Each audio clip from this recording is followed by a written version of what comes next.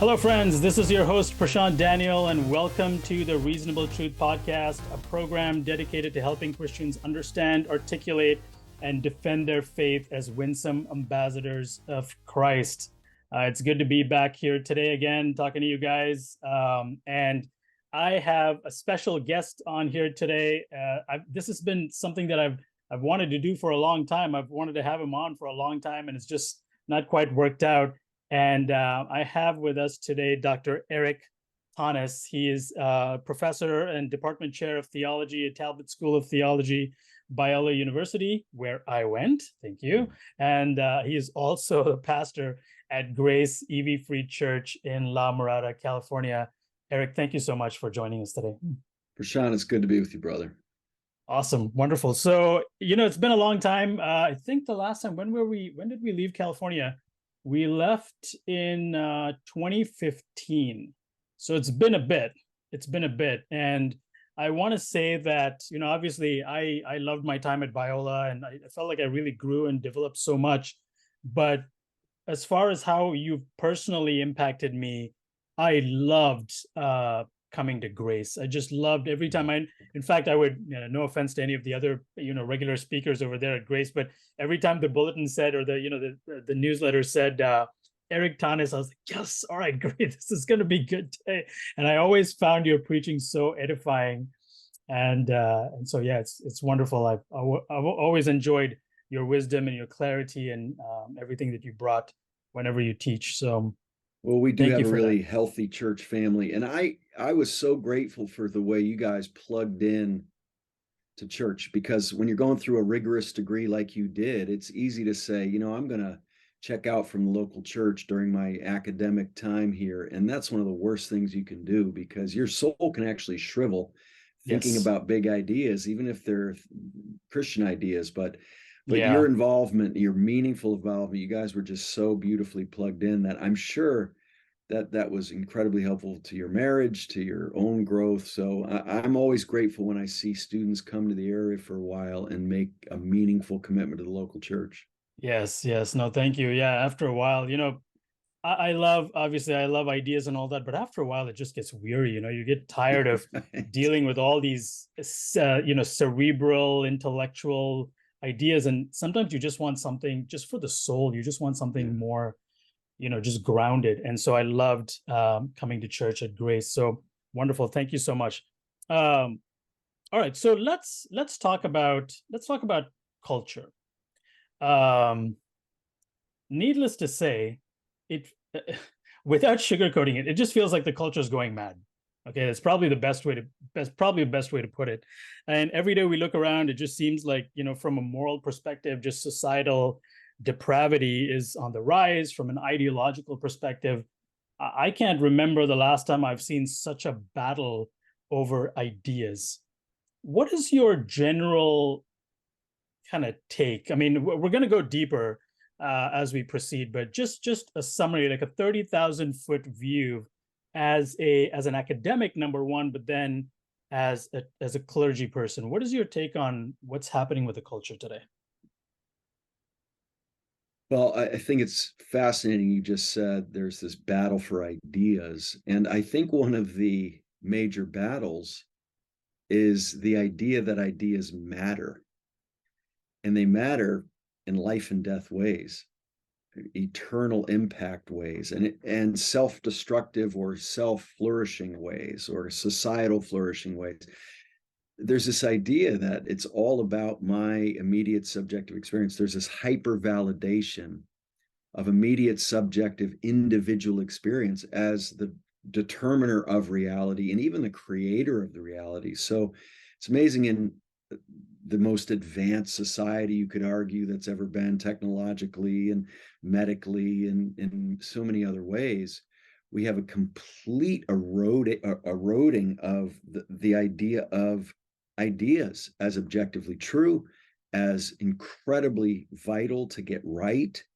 And for Christians, it means we depend on the Creator to know what those right ideas are. I was a philosophy major as an undergrad, and I studied the greatest minds that have ever lived. And they were rational, they were logical in their arguments, but they were often grounded in tragically wrong presuppositions, and that led to a path of emptiness. And so the idea that ideas really matter and they really are true objectively, whether I believe it or like it or not, may be the most important starting point in our conversations about our culture today, where everyone's doing what's right in their own eyes, and that's what's affirmed almost no matter what that is. Right. Last year I was reading, I believe is a Canadian philosopher, Charles Taylor, and he talks about, and I think Carl Trueman kind of touches on this in his book, which one, The Rise and The rise Triumph and of the triumph of Modern. moderns. Yeah, Yeah. he kind of touches about what Charles Taylor calls the mimetic world and the poetic world, right? Mm. And the mimetic world is it. We used to live in a world where we were trying to figure out how we fit in. Like there's the grander cosmos, there's the big mural of life, and there's so many things that are out of our control, things that we cannot manipulate, and we tried to fit in and do our best. And but then as time progressed and as technology improved and things like that, we've slowly moved into what Taylor would call a poetic world, where we are now the masters of our destiny. Mm. We control Mm. everything. Like, and he uses Truman, I think, uses the analogy of a farmer, right? Like, it used to be that you could not control the weather. I mean, you got what you got, and you could do your best. You plant the seeds, and that's about it. You Mm. couldn't do anything else. And today, there's you can, you can control the irrigation. You can control soil chemistry, and according to some people, you could supposedly even manipulate the weather to a certain extent. And so, it's almost become like we've created a world in our image, sort of. And how much of that do you think is part of this insanity that's taking place? I mean, obviously, you kind of alluded to it, but um, the Enlightenment and all these post-Enlightenment ideas have now elevated the subjective. It's elevated the internal over and above the external and the objective. How much of that do you think is really running out of control here?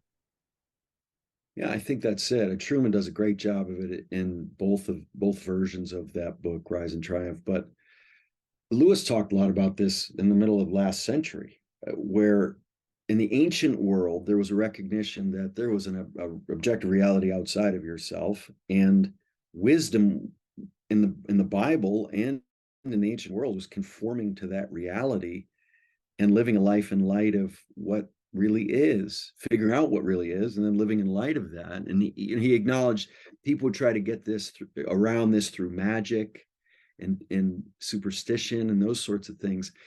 And even then he was saying, and now we try to get it around it with technology. We think we can change, avert being confronted with reality through technological means. And so there will always be a means by which we seek to get around the way things really are. And it feels freeing to feel like you're in control. But I am brokenhearted for young people today who think they need to be the determiners of everything, even what gender they are, or what the meaning of life is, or what a human being is or isn't, or what lives are worth living and which ones aren't. Right. And so they have to take on the role of God and do what Adam and Eve tried to do tragically, to be the determiners of good and evil for themselves. And that's a crushing weight to carry.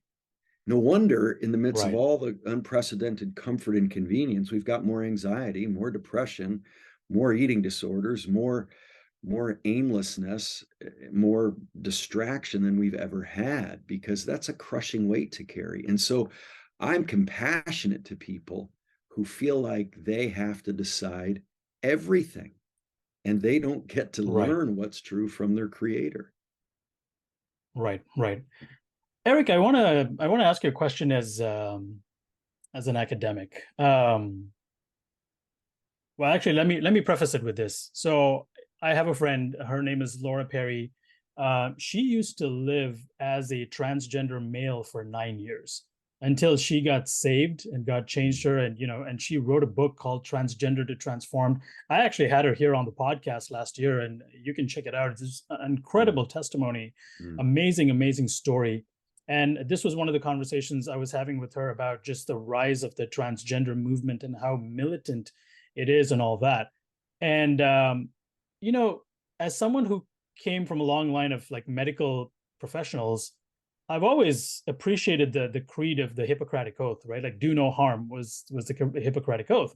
And it used to be that, you know, doctors, medical professionals would say, I'm not going to do just whatever, I'm going to do what's good for you. That's what the Hippocratic Oath really means.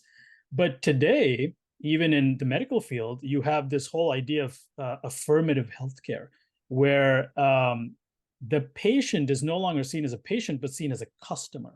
And the doctor is suddenly, he's in this role where it's his duty to please the customer. And so, you know, you see where I'm going with this, you know, especially with the whole transgender thing. So I say all that to say, it used to be before the birth of the internet and things like that, that, you know, academia was kind of siloed off from the culture for the most part. Ideas in academia didn't really get down to the culture that much. I mean, it came down some, but not the way it is happening today with how open, you know, the discourse is. But it seems like we're living in a time today where the madness is going the other way. What's happening to some of these institutions, the academic institution just being one of them? And what makes me think of that is I recently watched this documentary by Matt Walsh called What is a Woman? And very popular one. I don't know if you've seen it or not. I'm sure many people have seen it. And it was incredulous to see academics or professionals, medical professionals, if you will, just twist themselves into pretzels to answer basic fundamental questions. So it seems like the madness is going the other way, from culture into academia, into institutions. Is that what's happening, or what am I missing? What's going on here? Why is this flowing the other way around when it used to be that the academic institutions were the fount of reason and light and truth and knowledge, and it was supposed to flow downward into culture? What's going on? I think universities, along with maybe the entertainment industry and a couple of others, but probably universities more than anywhere else, have become bastions of indoctrination that set things up in a way where if you even raise a disagreement, you're not just uninformed or not thinking well, you're a horrible person. Right. And you're on par. If you hold a Christian view of sexuality, you're on par with a horrible racist or even a Nazi. And so they load in all this moral value to the views they hold and take a real moral high ground. Right. And anyone who isn't on that same level from their perspective is just a horrible person, and probably shouldn't even be allowed on the premises. That's really the sense you get. And so in the environment where, like you say, it's supposed to be a place where we reason and we think together and we challenge one another's ideas, which I think happens at a place like Biola. People think a Christian liberal arts institution like Biola, where I teach, and Talbot, where you went, are these narrow silos, but it's really the opposite. We want to engage the best ideas of even those who deeply disagree with us. Sure. And understand well and charitably, and then critique them from a Christian worldview, and even glean what we're able to from those ideas. But I don't think you find that in most secular universities anymore. I went to a state university. I was a philosophy major, and I loved it. I didn't have one, not even Christian professor. I didn't have a theist professor. I had a couple of agnostics. The rest were just committed atheists. But I never felt attacked. I never felt like I wasn't able to bring, and it was in the 80s. I graduated from college in 87. And I had a committed communist professor. I had, like I said, all atheists, a couple agnostics, who thought I was crazy. One of my profs said, you know, Thoennes, I would love to have what you have with your Christian faith. I just can't commit intellectual suicide, he said. And he didn't say it mean-spiritedly. He just, Sure. I had good relationships with just about every one of my profs, and I was invited to bring my Christian worldview. They may roll their eyes, they may strongly refute it or critique it or think it's deplorable, but there was never a sense that they thought I was a horrible person because I was a Christian. But now I think that's what Mhm. students have to deal with. I'm sure you still can find professors who are open-minded and willing to engage ideas, especially ones who've read history and know how many incredibly brilliant people there have been who are Christians and have thought through these things and aren't just, indoctrinated with simplistic stuff. So there's been a shift where it's an indoctrination factory in an incredibly Right. intolerant way. I'd like to, I've actually thought about this some, and a part of me wonders, wait a minute, maybe some of the like the super hippie liberal guys of the 60s and 70s ended up as faculty in many universities in the several decades after that.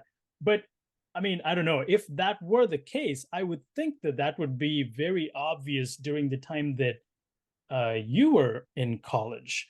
But it still seems like, based on what you're saying, that even back then there was this charitableness, if you will, Mm-hmm, and mm-hmm, this space, the freedom to say, okay, that's your view, and that's fine. You can have that view, and this is where we differ. And there's that kind of charitableness that mm-hmm. many professors brought. And this is one of the things I liked about Biola, is Biola actually encouraged me to read opposing ideas. They encouraged me to read the atheists, all the militant guys, all the out there far left ideas. They would encourage us to read it because that's what rounds out your thinking, right? And Mm-hmm. yet, I have a couple of friends in many secular universities. They don't read any of our stuff. They're not reading any conservative stuff. Mm-hmm. So, what's changed from the perspective of, say, a professor like you? Why are professors just, is it just becoming more political? Is it become, obviously we've become more polarized? You would think that someone in the position of a professor, you know, e pluribus unum, right? I mean, if that's the creed, then why is that sort of objectivity, that sort of neutrality not coming from the top down, especially when you're in the position of a professor? I think a whole lot of people have a whole lot invested in this worldview that we're talking about that needs to be protected at all costs because they've got whole systems built up on it, and the university's existence as they're creating it to be depends on holding this worldview. And so I think of the silversmiths in Ephesus when the gospel starts to spread. I mean, they say we can't deny what we've seen, but Right. it was affecting their business, and so they had to oppose it. And it's a motto that people say, don't question motives. Well, I don't find that anywhere in the Bible, and I see Jesus questioning motives quite a bit. And I think there's a place for saying, why are you so driven by this? Why do you Mm, have so much invested in this? And I think it's got to be because they see their value coming from this worldview in a way that a Christian doesn't. I mean, you and I don't see our value coming from the ideas we hold. The ideas we hold tell us that our value comes from being made in God's image. And I right. have value even if I'm a really messed up person, which I am. And so Right. I don't have to create a worldview to define myself. God does that for me. And so it's really freeing to say, you know what, you agreeing with me, my identity's not riding on that, and I don't have to think you're a terrible person. When you get your worldview and your identity from your creator and not from your self-engineered ideas, it's very freeing to be willing to engage ideas. But if you're threatened by opposing ideas right down to the core of your being, then you're going to fight them with all you've got. And we realize we fight for truth, but not in a way where our identity's riding on it. I mean, even where Right. Jesus is not after popularity in his ministry. He's always doing things to completely blow up shallow popularity. And so I think, I don't know, and we've got to take it on a case by case basis, depending on what university professor we happen to be talking about. But it's just amazing how much moral value is put on these views to the point where Isn't it amazing, Prashanth, that we're finding allies among completely secular people, even atheists, who at least still want ideas to be freely exchanged? Bill Maher. I mean, isn't it amazing? A Bill guy Maher, like that's Bill right. Maher, who thinks we're crazy, right? And thinks we believe completely wrong stuff, but but he's talking in a way that has a similar worldview to the one Christians have. That truth is That's out right. there, and you get to talk about it.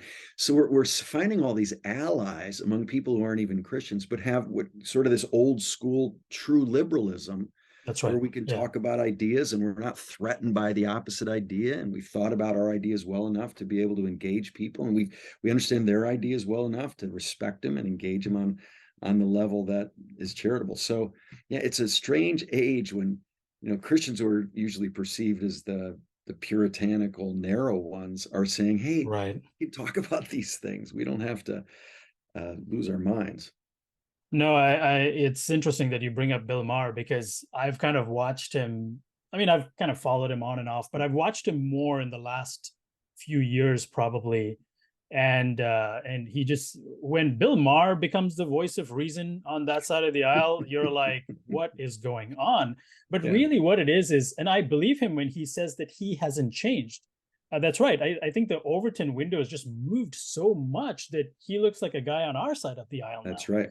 That's Yeah, how and you got you far. even Russell Brand and Peterson. I mean, there's so many people who aren't Christians who have become allies just in this idea of Joe truth is Rogan. some. Yes, exactly. It's just wild.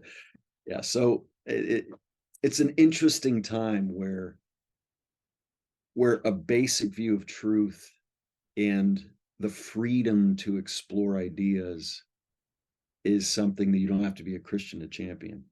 So, right. Okay. So it seems like you're saying that one of the things that is playing out in the universities is there's a giant incentive structure that is connected to a lot of weighty things for the faculty that they're not willing to compromise on it. They're kind of going with the tide. They're going with the flow because they have a lot to lose. And it's unfortunate because that just, to me, that just translates as an abdication of courage, right?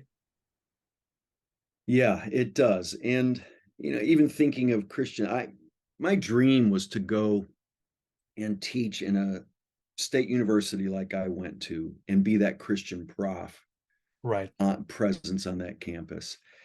But when I studied theology, I realized that I think it needs to be done as true theology, worshipfully, depending on God's revelation, um, with a dependence on the church in the process. And so I didn't think I could teach theology in a secular school the way I thought it needed to be taught. And Right.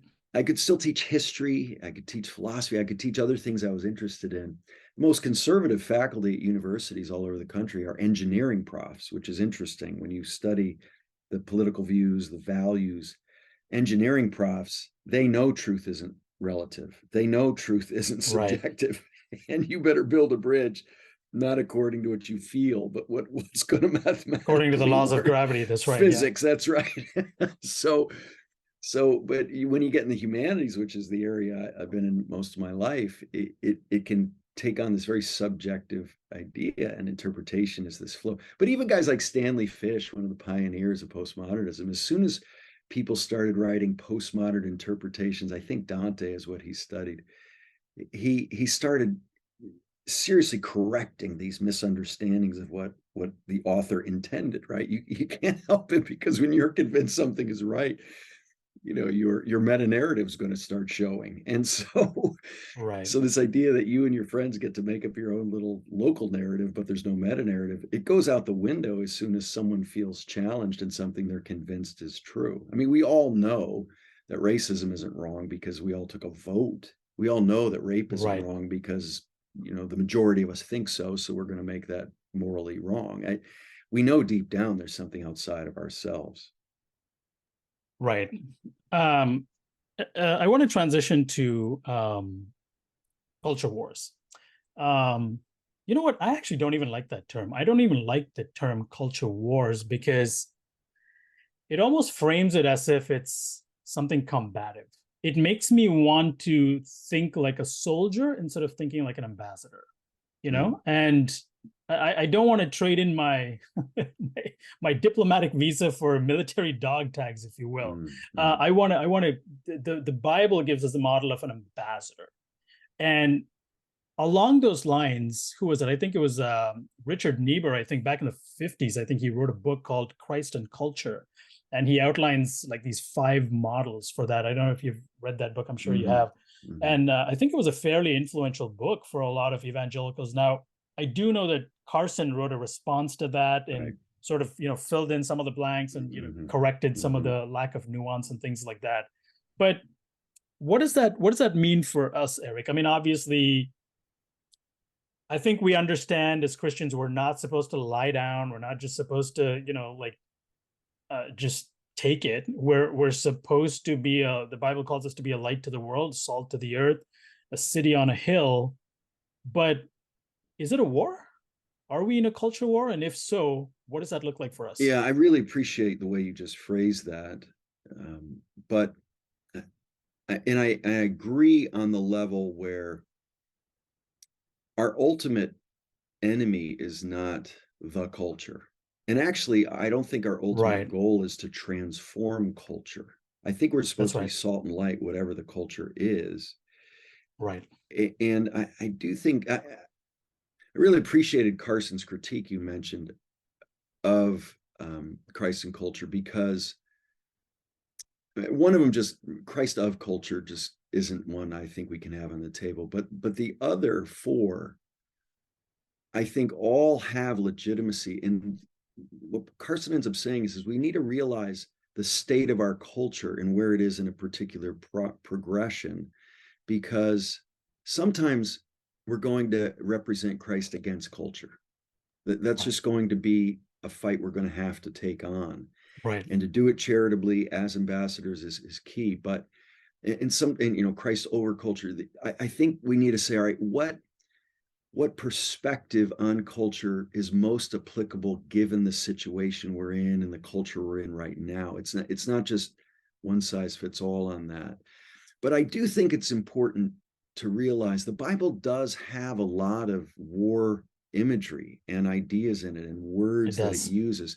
But I think the key is to realize what it says, that our ultimate battle is not against flesh and blood, but principalities and powers in high places and spiritual forces of darkness. That is a war. And there's an enemy opposing God and those who are his ambassadors to the death. And so I think our first obligation is to engage the warfare as a spiritual battle. And that means we need to engage with spiritual weapons of warfare. So unlike in the old covenant context, where David would pick up stones or Phinehas a spear, we don't use those weapons. We use the gospel of peace. We use the word of God, the sword of the Spirit. We use prayer. We are ambassadors, realizing there is a war raging, but in the spiritual realm that shows up in the cultural realm. And so I think it's completely right to vehemently oppose those who represent powers of darkness in our culture with strength and conviction and boldness and clarity, but never seeing them or the culture as the ultimate battle, but the one that underlies it in the spiritual realm. Right.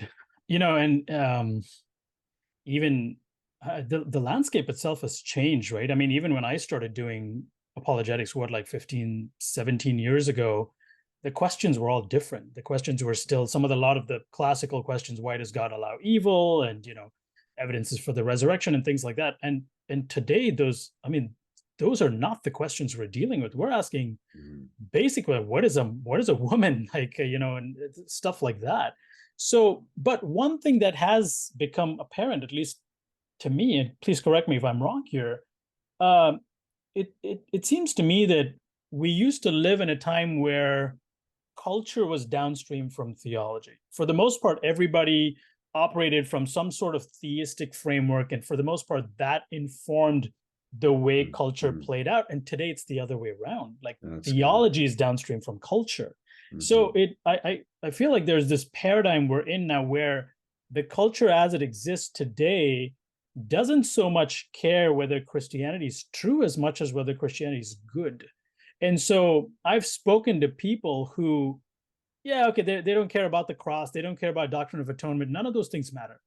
They want to know how does Christianity speak to the struggles of their friend who's struggling with same-sex attraction? You see what I'm saying? Like the whole equation has just changed around. And so, and we'll talk about tactics and methodology and how we're going to address that later. But would you say that's that's a generally fair assessment that the morality of Christianity is being called into question, and not so much the integrity of it?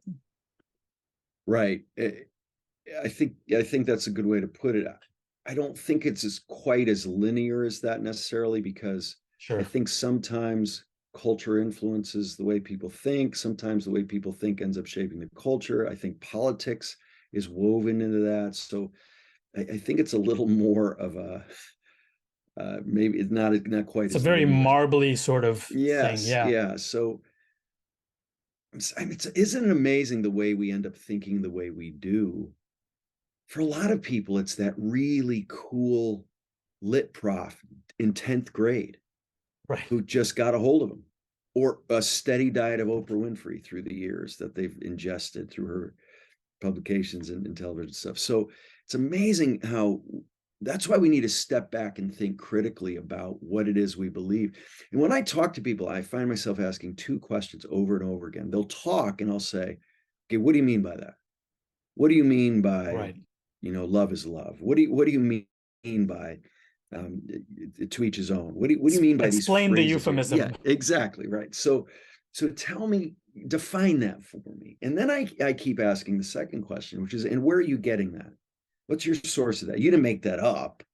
Right. So where's it coming from? Have you stepped back and thought, where did I get that idea?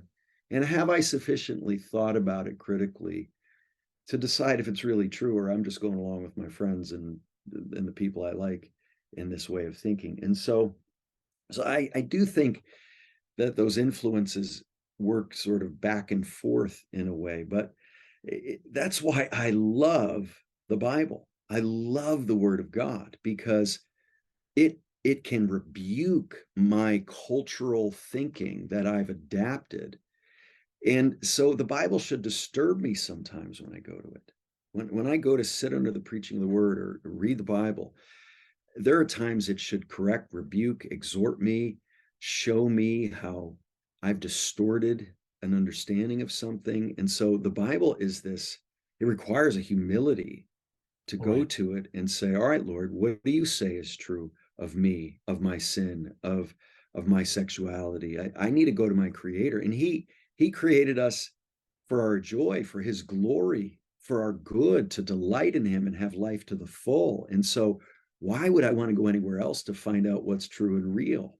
Right. And then I want to be faithful in whatever culture I'm in to represent and embody and teach these truths, not sort of forcing them on anyone, but I do want to see the culture influenced by our Christian way of thinking, and hope people can see it as not just true but good. I think you're really honest. I'm Greg Gansel here at Talbot, who's in our philosophy program. He wrote a book a couple of years ago on that very idea, that it's important to know these things are true, but it's also important to taste and see that the Lord is good.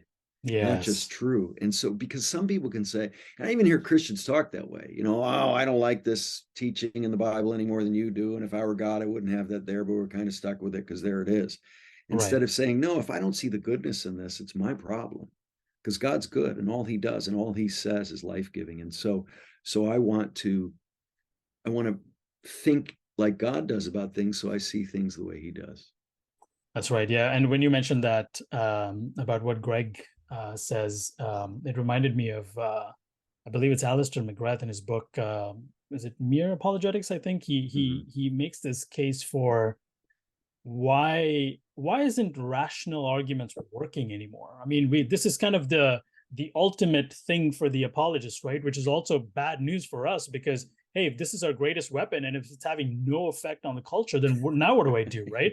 And he makes this case that yeah, well, we're not living, let's just face the truth, we're not living in that rationalistic of a culture right now. So is it maybe time for us to consider that maybe reason should not be the primary prong with which we approach, as much as how can we make apologetics, or how can we make truth look aesthetically appealing? How can we make it look beautiful? And I think this is one of the things you mentioned, C.S. Lewis, earlier. Lewis was a master at this, right? He made truth look so appetizing to you. Yeah. And so anyways, yeah, I think you're spot on. We have about a little under 5 minutes before we go into break here, but I want to touch on something that you touched on. You talked about politics, which is actually a good segue before we move into the break. Obviously, everything's become political. I think we can agree on that. It's everywhere. It's infected everything. And I think there's this view that even within evangelicalism, that, well, since politics has become defiled and become contaminated, maybe Christians should stay out of it. I think Grudem had some time ago, he'd written this thing about making this distinction between, do evangelism, not politics, or something like that. Mm-hmm. And there seems to be this idea that, well, politics doesn't have any sort of edifying effect on the human soul, so therefore Christians should not engage in something that's just a waste of time. It's not efficient, it's not effective. Why get involved in that? However, the Bible makes a big deal about government, the importance of government, the importance of how people order their lives around civic issues, about responsibility in the public marketplace and things like that. So speak to that a little bit before we go into our break here. How are Christians supposed to, should we care about politics? Should we stay out of politics? If so, to what extent? Where do we get our fingers in, and how do we manage this?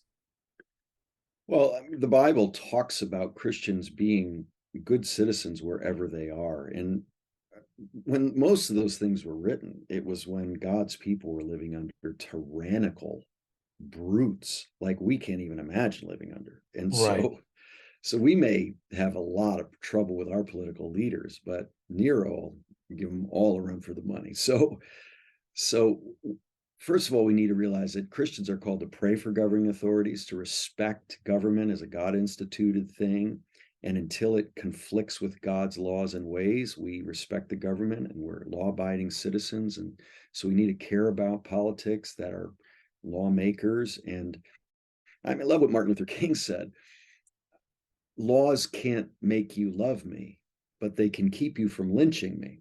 That's right. And that's a really important perspective. And I'm concerned about laws creating a society where there is more justice and there is more compassion in the way you treat people. And so Christians need to be deeply concerned about society, which is what politics is. It's governing humans in a way that is hopefully just. And if we withdraw from the system because it's not going to have the kind of ultimate conclusions that the gospel will, that's like saying Christians shouldn't do art, and Christians shouldn't enjoy food or sex or recreation or entertainment or anything, right, because those things are just temporary. And that's one sort of perspective that we can't have, that that the Titanic's sinking, why rearrange the furniture on the Titanic? It's all going to hell anyway. It's just going to burn, so hunker down, right, wait for Jesus to come back.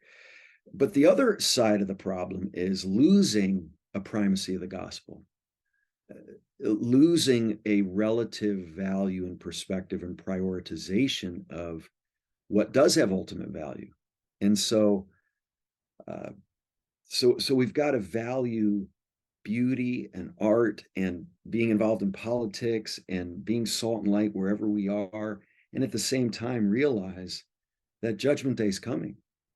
And we need to be deeply concerned that people are reconciled to God, and not just that they can make and appreciate good art.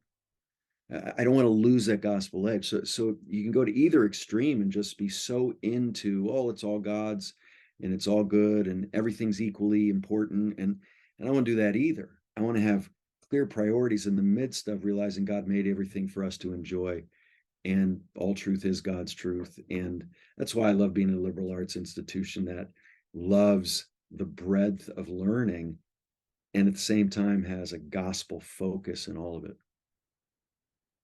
Right. Fantastic, Erik. Well, obviously, there's a lot more I want to discuss with you, but we're going to go ahead and go into our break now. So let's do that. Let's take a quick break and we'll be right back. Stay tuned.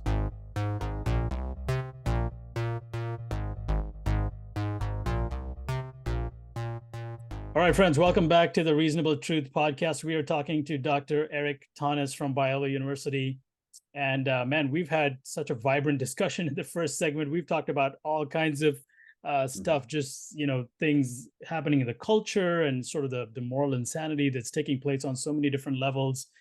We talked about culture wars. What does that look like? How Christians should engage with that. And we talked about the politicization of everything. That's kind of the segment that we ended on. And in this half, Erik, I want to kind of bring things down a little bit. I want to make things a lot more practical. I think for a lot of Christians out there, when they turn on the news or they're scrolling through their social media and they see all this craziness happening in the world around us, there can be a sort of despair that sets in. I mean, that happens to me. It just depends what day it is. There's some days I wake up and I'm like, man, we are doomed. This is over. And then there are other days I'm more optimistic and I'm like, okay, no, there's still hope. Bill Maher's on my side. There's still hope, And so anyways, I want to talk about, let's get back kind of into culture, but again, I want to bring it down more to a practical level.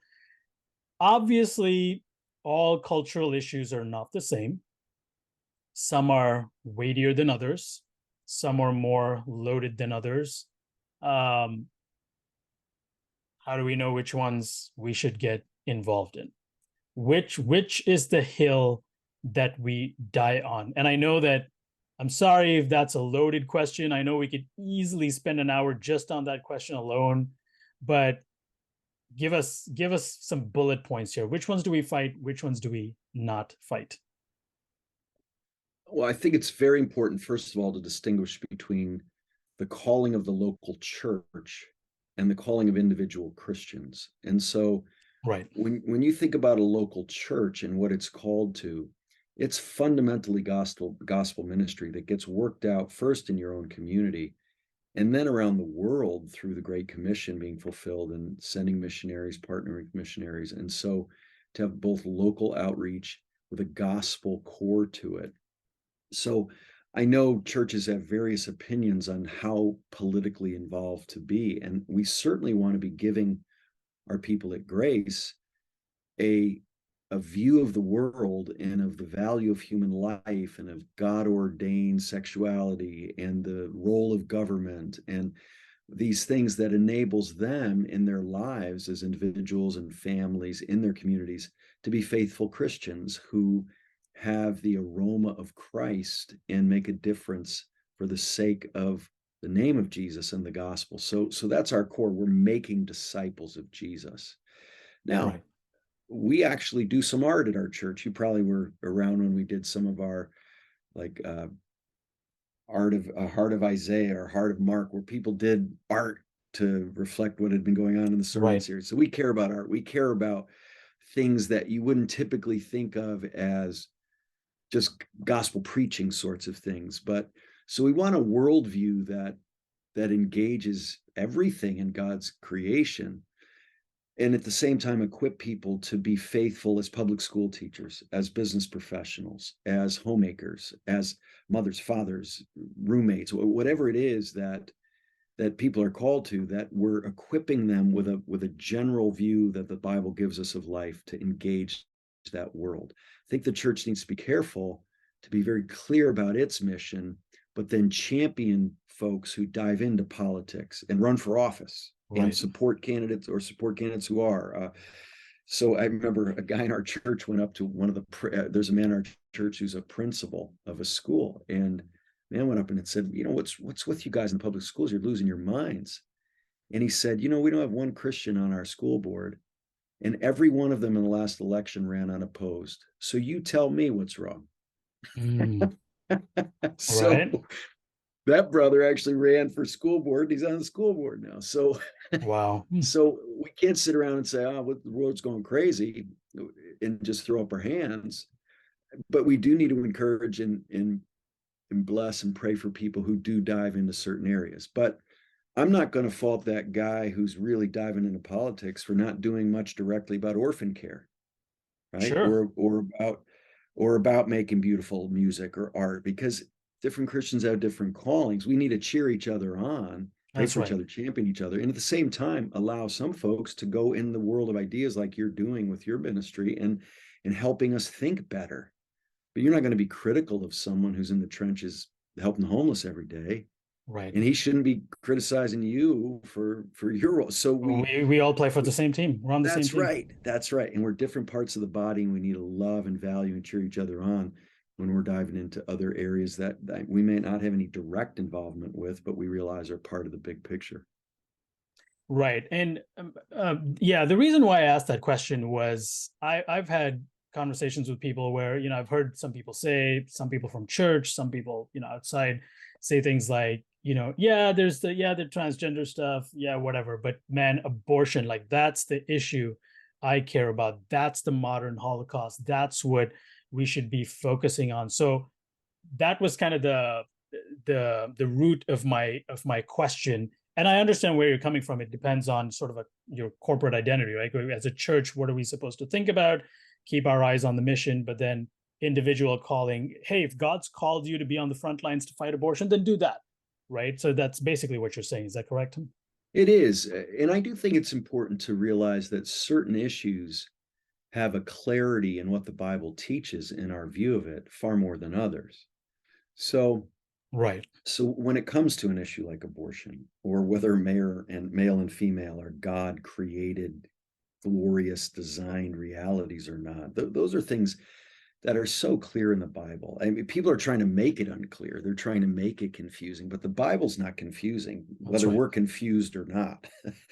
So I do want to make it really clear that, well, yeah, there's some things that if you're a Christian, this is what you should believe. There are other areas, say, in certain economic philosophies, or even how to best manage immigration sorts of issues that are less clear. It doesn't mean we That's right. shouldn't work to bring our biblical worldview to bear on those issues, not simplistically, like so often happens. You just grab a verse out of the Old Testament and slap it on the southern border. That's right. Right. It's just so simplistically done. And so Marcus Zender is a colleague, Old Testament prof, and he's written great stuff on the Old Testament view of the foreigner and the alien and the way they were expected to completely conform to the Old Covenant people, and it's so to simplistically just apply sort of Old Testament verses in, and at the same time to be simplistic about nations, and it's just my conviction about abortion should not a Christian shouldn't be as convicted about the Second Amendment as he is about abortion, for instance, That's right? right. So, That's right. Yeah. so you might have a view on it, and you might even have some Christian basis for it, but let's have some sense of clarity That's on right. certain issues that you just don't have on other issues. Like Christians need to agree to disagree. And I was just amazed and quite disappointed in general with how exercised so many Christians got about masks versus no masks, or vaccines versus no vaccines. Even my Right. podcast is probably going to get massive pushback in my just saying that, because people feel so strongly about this.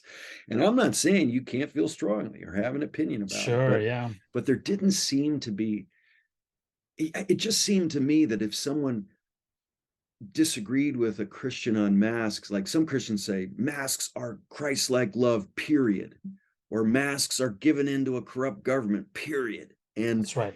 without a sense of, maybe this is a meat sacrifice to idols kind of thing, where there's some different views on it that may have some legitimacy depending on how you're approaching it. And so the lack of relative conviction about things was a real concern. I mean, we had people leave our church because we were too strict on mandates. We had people leave our church because we were too lax on mandates.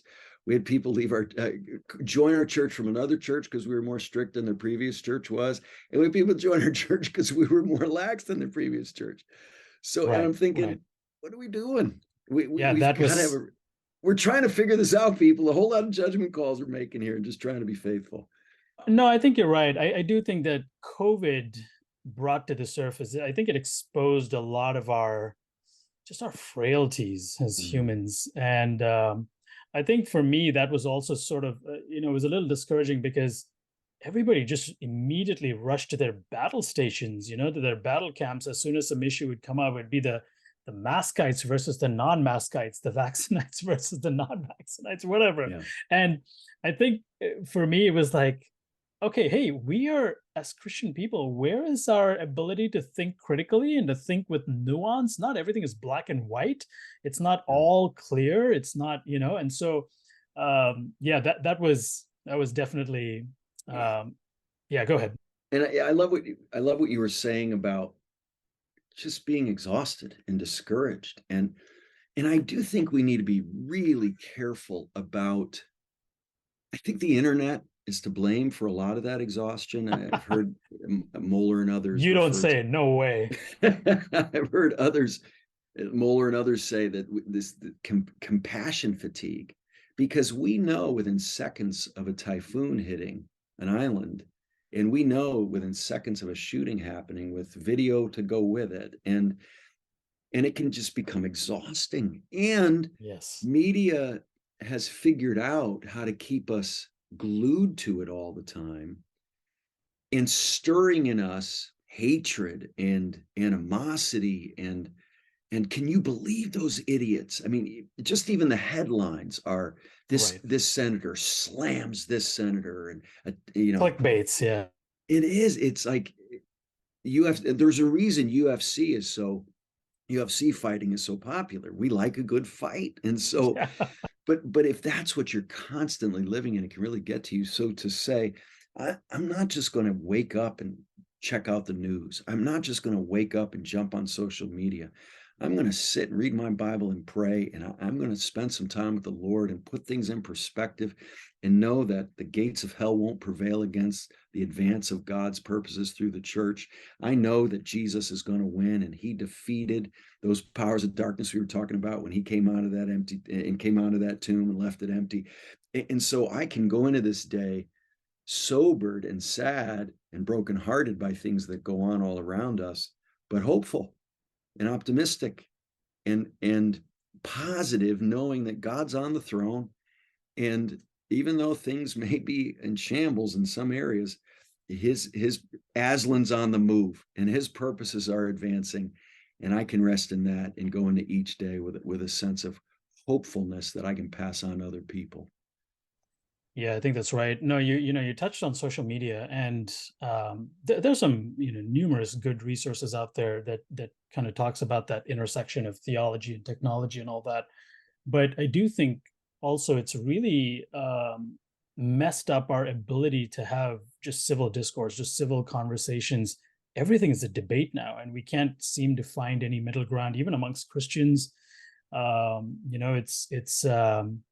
It doesn't matter what you say these days, someone's always going to have a problem. Like I could get on Facebook and say the sky is blue, or water is good for you, or humans need oxygen. Someone's going to jump in and be like, well, actually, That's and right. then start off this giant diatribe of why I'm wrong.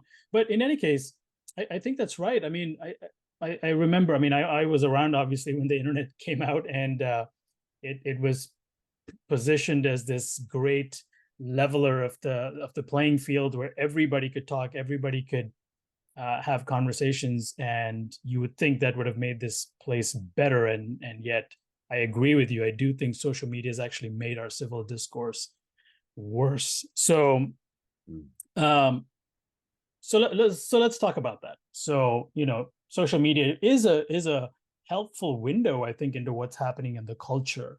And when I think about Christians engaging in the public marketplace of ideas, when I think about just regular conversations happening out there, it's definitely, we live in an anti-Christian culture. We live in a time where, and it even feels like a little bit of a hypocrisy, because I'll see certain movements, or I'll see certain activist groups and all that, put up burn effigies, or destroy or vandalize things that mean something to us Christians, but they wouldn't do that if it belonged to somebody else, like Muslims or any other people group. Like there's always this target on our backs as Christians.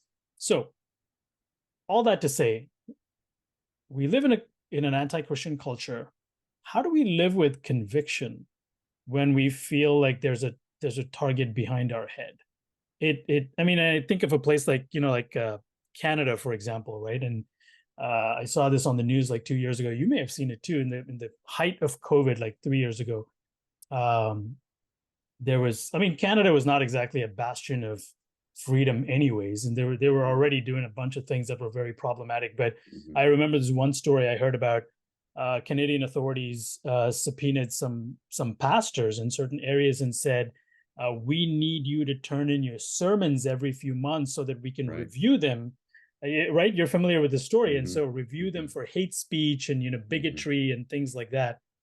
I guess, Erik, in one way, we should not be surprised that this is happening.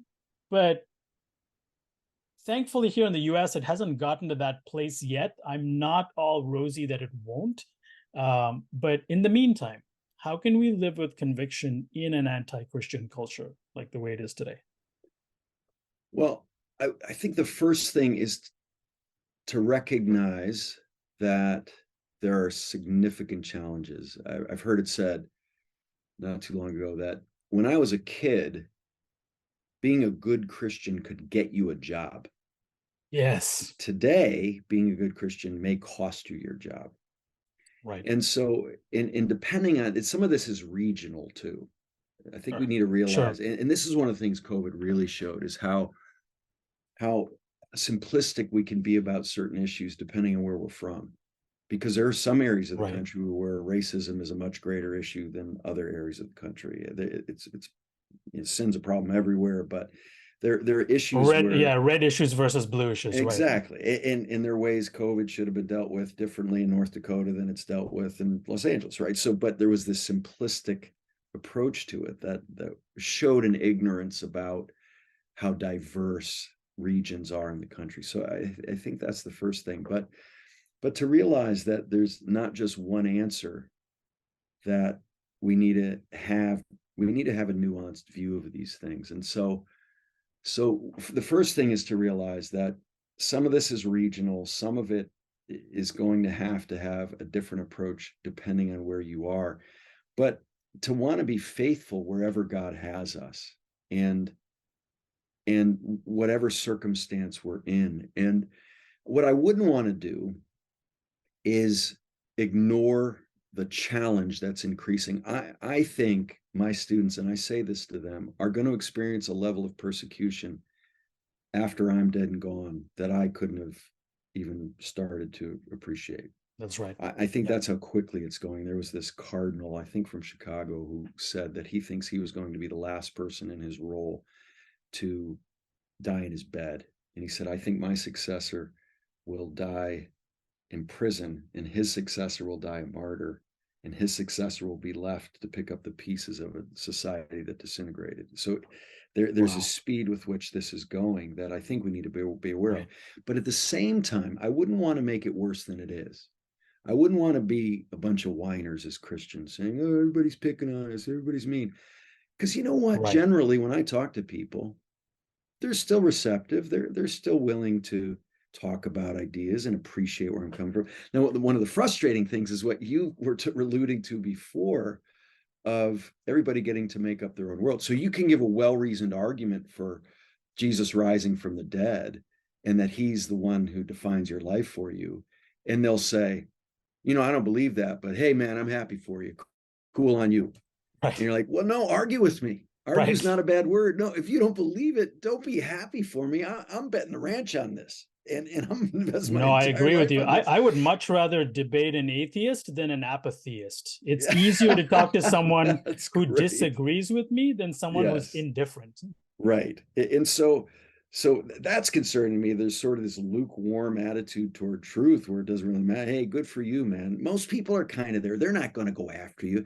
I actually think I can count on one hand the amount of people who've cussed me out for trying to tell them about Jesus. There have been a few, but most of them are like, all right, man. And so you think it's wrong I'm sleeping with my girlfriend? And they go to the moral thing right away, and they can easily miss the point. But but most people, I don't want us to overdo the opposition at this point, at least, to the point where I was just talking to a public school teacher, and she was saying, I feel a lot of freedom, especially when a kid initiates something in class. Right. And this is Southern California, right? Where you'd think it'd be the most restrictive, and it is in many ways. Right. But most people aren't, wanting to put us out of business. There are some, but I wouldn't want to make it worse than it is in the midst of Right. acknowledging, yeah, in the midst of acknowledging Jesus said, look, the world hated me, the world's going to hate you. It's part of the deal, guys. And so don't avoid it at all costs. Don't, I mean, what do In I, this world, there will be trouble. Yeah. yeah. And so no, that's part of the deal. And engage it with patience and joy and compassion and hope. And like we were saying before, knowing that this person who's bought into this worldview isn't the primary problem or enemy. And I want to love them. I want to hear them That's right. out. I truly want to value who they are and hear their perspective and even learn from it in the midst of wanting them to know the words of eternal life we have from Jesus. Right. And I think a lot of this also, yeah, I think you're right. I think that's exactly right. I don't think we should amplify this any more than it needs to. I think the media and a lot of the institutions, because a lot of the institutions have been taken over, I think it creates this feeling that things are worse than it really is. But I don't think that's the case. I think most of middle America, I think most people in America are still somewhere in the middle and are probably just as frustrated as we are with the state of affairs. Yeah, and the transgender issue is really highlighting that. I think if you ask most people, should a big 6'4" guy be swimming against women in college? They'll probably go, nah. Right. But the interesting thing in our day that has changed is I think most people are really reticent to say it because there is this perception that you're going to be called a transphobe and a horrible person, and nobody wants to be considered that way. So I think there's a decreasing freedom to express convictions when leftists may be in hearing distance, and so that's the interesting part of this. That I do think if you ask most people, should a woman and a man be fighting in an MMA fight, they'd say, of course not. And Right. it'll be interesting to see where this goes, because I mean, the first man who decides to play in the WNBA is going to really be interesting. I mean, Brittany Griner's these Right. days saying out she thinks it should be a crime to keep someone from playing the sport of their chosen sexuality. Well, Until you put a one-on-one until versus somebody, LeBron James or something. Yeah. exactly, until somebody's dunking all over you, Brittany, and then talk to me, right? Right. No, and I think that's right. And I also think a lot of this has to do with how we engage, how Christians engage in conversations with people as well. I mean, Erik, I'll be honest, man, I've fought my own battles, and especially in my field, in the field of apologetics, as you well know, it's very heady stuff. It's very cerebral, and pride is knocking every day on my heart. And so, I remember, a couple of years ago having a conversation with this guy about this one issue, and he's saying all the lines. Like I'm expecting him to say everything, and he's going exactly down that path because these are just talking points, right? And he's just parroting the talking points, and I'm waiting for him to come to this one place where he goes hard against that brick wall, and he comes there, and in my mind, like in my head, like it almost felt like I heard that Mortal Kombat voice, like finish him, like, and I just felt like a louder voice, like the Holy Spirit's like, okay, don't, just Yeah. be gracious, be gentle, ask questions, be gentle, be Yes. polite. So I do think, yeah, Christian engagement, I think also is really valuable in kind of how we, how the ebb and flow of these cultural Yeah, conversations go. and I think we make it weird and awkward sometimes because we're weird and awkward. And I think it's important. So I have family and friends and acquaintances who are incredibly bold about karma, right? They have no problem knowing I'm a Christian saying, man, is that karma or what? No, Right. that's an opportunity for me to say, well, actually, I don't believe in karma. I believe in sovereignty and providence. And so that's how I That's right. operate my life. But tell me why you think karma is true. I have somebody in my family who thinks every time it's 222, there's the universe has your back, or or people just. I've had friends back in college who were just bold and evangelistic about how great strip clubs were, right? Or getting drunk every weekend was, Oh right? boy. So evangelistic for immorality. And we Christians could be like, well, I don't want to impose my faith on anybody. Come on, at Yeah. least be as bold as somebody who thinks strip clubs are great, right? At Right. least. Right. I just had I had Professor Kenneth Samples on my show just a few days ago, and we were talking about just Christian boldness, and we were talking about the late great Dr. Walter Martin, and Mm. just how bold he was in his countercult ministry, and but he says one thing. Walter Martin says the cults are the unpaid bills of the church, and I Oh, think there's some truth to that, that every time obviously the voice of the church goes quiet, the voice of the culture is going to rise. And so it's something definitely that we want to keep in mind. But I also want to transition to this, Erik. How much of this is, at least in the West, an issue of the Christian church just losing, like, we don't have a finger on the pulse of a theology of suffering. When I think of other countries, like I just recently, where was it? I think it was the Cato Institute put out this list of I think about 10 or 12 countries where Christian persecution is the highest, and it's like Afghanistan, North Korea, Somalia, Iran, um, Pakistan. Just a lot of countries, like all the usual suspects, if you will. Somebody's not going to like my comment for saying that, but regardless, right there, we know which countries those countries mm-hmm. are that persecute Christians, and yet, again, almost all of those countries, Eastern countries, all on the eastern side of the world, and yet, as you well know, Christianity is booming in those places. Christianity is rising. There's a vibrancy of the Christian church, underground as it may be, hidden as it may be, and it's so milk toasty on this side of the Atlantic.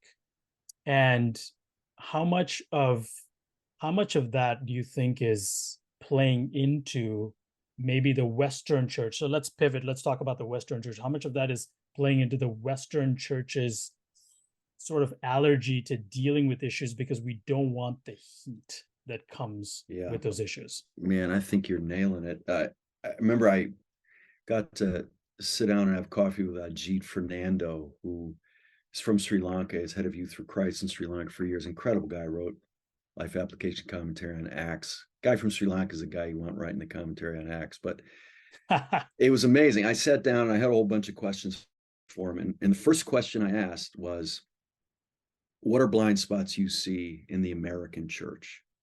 He didn't even hesitate. He said, you have the most developed theology of church growth we've ever seen. Hmm. And you have almost no theology of church groaning. Wow. That's very You well don't, said. he said, you don't teach people how to suffer well. And I said, well, how are we supposed to do that when so many of us spend so much of our days in Starbucks complaining about the amount of foam they put on our latte? Right. Again, he didn't hesitate. He said, just stay committed to people and you'll suffer. You may be in the comfortable suburbs of LA, wealthy compared to the rest of the world, but if you really stay committed to relationships, starting in local church, you're going to feel the difficulty of sin in each other's lives. And so stay in there. And he said, you don't have to go to an incredibly difficult place to learn to suffer. It's going to happen because of a Right. curse and a fall in your life called cancer or depression or whatever it is. And if you stay committed to people, it's going to happen too. So I really think you're on to something. And more and more, I've people say, hey, how's it going at the church? And sometimes what they mean by that is how many people you're running on a Sunday morning. What's your budget at? How are your facilities? What are your programs looking like? But I'll tell you, the first thing that comes to mind when I think about how healthy our church is I think people are suffering with hope. People are Yeah. groaning with an eye to glorifying Christ in the midst of their suffering and not just avoid it at all costs. And so So I think suffering is one of the main ways we grow, and we follow the man of sorrows, familiar with suffering, acquainted That's with right. grief. And man, our lives are so comfortable, most of us, and so convenient that we don't even want to feel the eye roll of a coworker when we talk about Jesus. And here's what I Right. can do. I've noticed this in myself. So I'm having a conversation with somebody who's not a Christian, and they'll say, "Hey, what brought you guys out to Biola?" And what I want to say is, God just opened doors for us to come to this great place, and He enabled me to do things by His goodness that I never could have done otherwise. Right. And instead, I'll say, I had a great job opportunity, Yeah. right? I'll secularize my answer. I'll filter it based on what I think that guy would be most comfortable with, and I'm living out of the fear of man, right? We're all Or guilty of or that. I've done or it a somebody, thousand times. yes, and somebody say, "Hey, how you doing?" I say, things are good, man." When I actually wanted to say, God is really blessing us. I'm not preaching the whole gospel to somebody, but I'm letting my Christian view of reality seep out in the ways I'm answering questions, instead of filtering it and secularizing it to adapt to what I think somebody wants. Like I said, my friends don't do that. They just come at it with LeBron James being God to them, or whatever it is. They're passionate about the things they're committed to, even if it's idolatrous. And so I Yeah. just I just want to feel that freedom. And I think most people would give me the freedom to do that. I don't want to assume they may think I'm a nut. They may think I've lost my mind or I'm wasting my time, but that's okay. I quite frankly think Right. that about a lot of things they're giving their lives to. And I could Right. still love them. Right. So I don't want to go down that road. No, I think that's right. I wonder though, Eric, I wonder if, that is that whole, that I don't want to step on your toes kind of mentality is a kind of a Western thing because, even like, a good buddy of mine, well, Jacob Daniel, right? And so Jacob and I, we talk frequently. We've discussed all kinds of things. We talk about these gospel issues all the time. And we're constantly talking about how things look like on either side of the world. And as someone I'm of Indian origin, but I was born and raised in the Middle East. I've lived a Right. lot of my life, 2/3 of my life in that part of the world, in the Middle East and India. And I can tell you, people are a lot more straightforward with their faith over there. They're not worried actually about what you might think of them. They're not worried even about an argument. In fact, I would even say a lot of my Muslim friends over there, if I'm not vociferous and like get in their face and like explain to them, you are wrong. This is what Jesus Right. did on the cross. They actually don't respect me because they That's right. think if me being polite and me trying not to offend them and all that, they see that as weakness. They see that as me not even being convinced with my own view. But if I'm vociferous with them about my view, they'll argue with me till they're blue in the face and they'll come back later and put an arm around my shoulder and say, "Hey, brother, let's go get coffee." That's They right. respect, you know what I'm saying? So, anyways, Absolutely. I do think we have that problem in the West that there's this idea that, like you said, simple question, "Hey, Eric, how are you doing?" Instead of saying, "Man, today sucked, I'm hurting," instead of just being real, or afraid to bring up something that might touch on something that he's not liking, and so you kind of secularize, you soften your response. So yes, Yeah, I I say all that agree. just to say I agree with you. Yeah, some of that's regional too. And so I grew up not far from New York in the Northeast, where heavily influenced by Jewish culture, African American culture, Eastern European, Italian Right. culture, Puerto Rican culture. And so there tends to be a far more passionate approach to things than other parts of the country, like Southern California, for instance, where Right. just sort of everything's cool, right? You just got to go with the flow. And where I grew up, the people will tell you what they think far more readily. And Yes. so it is a different sort of environment. And I've been to different parts of the world, like the Middle East, where you can't even buy spices in the market without being a good arguer, right? That's right. And so, because there's respect that, hey, here, let's go, let's get somewhere with this, and that's refreshing. So the question becomes, how do you contextualize when argument is seen as mean? That Right. you're some sort of bully if you have strong convictions. That's the tough thing. and Right. and so, like you say, you can say, white is blue and blue is white, and if you disagree, well, what's your deal, man? Chill out. Instead of, What does no, winsomeness look like? Right. exactly. And when our new dean of Talbot, we just had a meeting with him, and I love something he said. Ed Stetzer, he said, I'm all about being winsome, but there's some things you just can't winsome your way out of. Right. and if we just make being winsome and being perceived that way as our ultimate goal in everything, then will we be bold truth proclaimers as we should be? That's the question. And so you don't want to be, just be arrogant or shooting your mouth off all the time or just out to win an argument. And that's what I need to challenge myself with. I love our good arguments. I enjoy that, but a lot of people don't. And what Right. I need to check my heart with, though, is I I want to fight for righteousness, but I don't want to love being right. I Right. don't want to be deriving joy from checkmating somebody in an argument. That's right. Sometimes that can actually be counterproductive That's right. to leading him to Jesus if I triumphalistically win an argument. Right. And that's That's why right. it's so freeing to realize saying, I don't know. That's a great question. I've never thought about that. Then people say, oh, I guess this is just isn't a battle of wits, that we're actually trying to get somewhere. Or say, you know what? You're right. I think I'm wrong on that. I mean, that's so freeing It to is. know Yeah. you don't have to have a checkmate to everybody's question as a Christian. I don't need to have everything figured out. I need to have some things figured out that I'll bet my life on.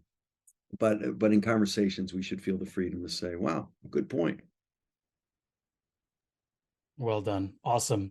Erik, as we close up here, leave us with some words of wisdom. Give us some advice, especially for, up and coming, again, you're in a university, up and coming theologians, up and coming apologists, people who are already in the field, like me and a few others, but who are still very new to the field.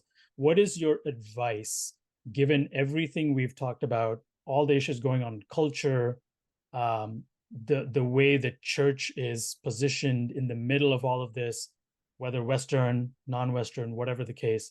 What's your general advice that you would give to um, theologians and apologists in this culture? You're talking about Christians.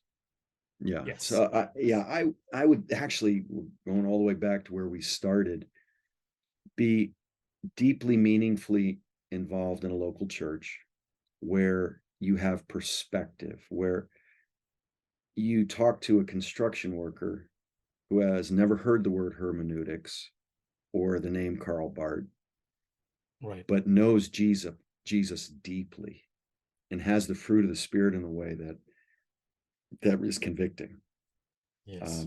Or you meet a little kid who loves Jesus or is suffering, like a young man who grew up in our church who had tremendous physical challenges his whole life and still does, but maintained a joy and a hope and a creativity in amazing ways that Kip Henderson has. And so that you have fellowship with people who aren't just in an academic setting, that you meet an elderly woman who has had to bury two husbands and has spent time on the mission field, or a woman like Ruth Dix or Jerry Wyrick at our church who just died in the past year, who are godly women in our church who served with such beauty. And it just puts your academic pursuits in perspective in local Yes. church. And then be men and women of the word. Devote yourself to the scriptures. That's our anchor in our understanding of things. And don't let well-reasoned arguments or very persuasive writers